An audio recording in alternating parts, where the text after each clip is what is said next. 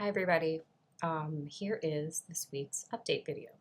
So just one quick reminder on Blackboard, if you ever see a folder icon, that means that there are pages within that folder. So if there's ever one that you're seeing in the module, make sure you're clicking on it because it will cause it to populate the pages that are within that folder. So sometimes I'll have, for example, a folder entitled videos about blah, blah, blah tutoring topic. You click on the folder and then it would contain a couple different videos. So just make sure that you're clicking on the folder. I know some people miss some things because of that. So if there's a folder, click on it. Make sure that you're looking at the stuff in the folder. Thank you to those of you who have passed in your prior writing experiences essay that you made on an Adobe Express web page. If you have not done that, make sure that you do that as soon as possible. You'll get some points taken off, but it's better to get it in late than not get it in at all.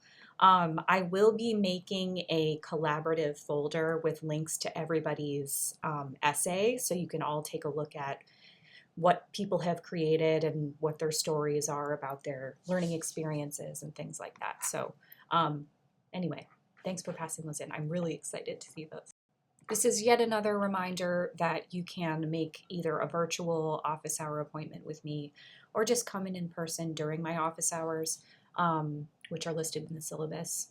And I think on the main Blackboard page, you can find where my office hours are, not where, when they are.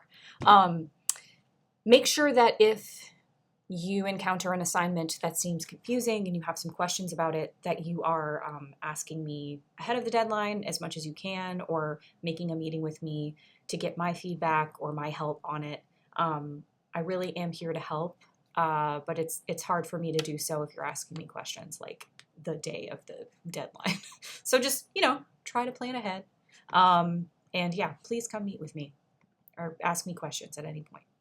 One syllabus change I'd like to point out to you is I originally had the first client tutoring reflection due on September 29th, but I came to the realization recently that not everyone in the class has had a tutoring session yet, so I've decided to move that ahead a week.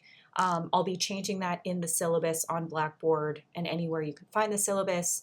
And I'll make sure that that's reflected in the assignment guide that I'll be posting this week. So I'm moving that tutoring reflection just forward a week just because a bunch of people haven't tutored yet, and so they obviously can't write a tutoring reflection. So yeah, just make sure that you take note of that in your current syllabus. One more thing, due to a rather hectic crazy week in the Writing Center last week. Those of you who tutor in person will know what I'm talking about. I've been putting out fires and dealing with chaos, and I'm a little behind on work. You might have noticed. I had originally planned to comment in the discussion board as the week went, but because of said things, I'm a little more behind than I want to be, so I'm going to work on catching up on those today and tomorrow. I really want to catch up to grading up until your prior writing experiences essay, and then I hopefully this week can participate throughout the week in the discussion board. So if you're wondering what happened there, just some unexpected twists and turns happened last week, which kind of put me behind schedule. That should be it for updates. As always, email me with any questions you have.